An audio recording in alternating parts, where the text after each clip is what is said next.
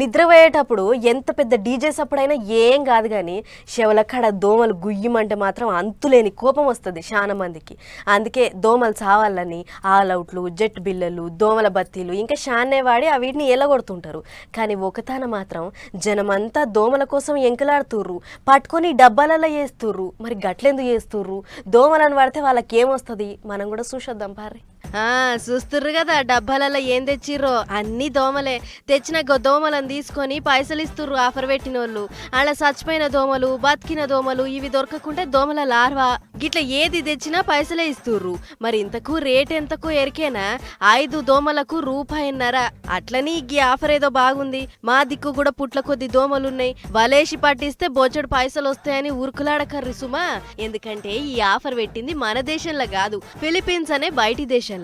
అక్కడ మనీలా పట్టణానికి దగ్గర పట్లుండే ఓ ఊళ్ళే దోమలు జయంగా డెంగ్యూ రోగం మోపైందట. అట్లా ఇదివర దాకా మస్తు మంది మంచం పట్టిర్రట. అటు సర్కారోళ్ళు ఎన్ని మందులు కొట్టినా, ఎన్ని మాటల పరీక్షలు చేసి సూది గోళీలు ఇచ్చినా తక్కువ అయితలేదట. ఇక గిట్లయితే కాదనుకున్న ఆ ఊరి పెద్ద మనిషి ఒకళ్ళు ఈ ఇచ్చంత్రమైన ఆఫర్ పెట్టిండు. ఊళ్ళో ఇంకా చుట్టుపట్టున్న దోమలన్నీ పొతం పెట్టాలి. అట్లా కావాలంటే అందరూ దోమల్ని పట్టుకరండ్రి, అవి బతికినా సరే సచ్చినా సరే నాకు తెచ్చి చూపిస్తే 5 దోమలకు ₹1.5 లెక్క కట్టిస్తా అని సాటింపేయంగానే జనం అంతా దోమలు పట్టే పల్లవడ్డరు. తెచ్చి గిట్ల దోమల్ని చంపే మిషన్లో జొరిస్తుర్రు. ఎమ్మటే ఎన్ని దోమలు తెచ్చిర్రో లెక్క పెట్టి చిల్లర పైసలు చేతిలో పెడుతుర్రు. మీరు 30 దోమలు తెచ్చిర్రు కాబట్టి తీసుకోండి ₹9 అన్నట్లు పైసలు ఇస్తుర్రు. ఇదంతా ఎందుకంటే ఊరంతా దోమలను ఎంకలాడే పనుల ఉంటే దోమల సంఖ్య తగ్గుతుంది. అట్లా దోమలే గనక లేకుంటే అటు రోగం కూడా తగ్గుతుంది.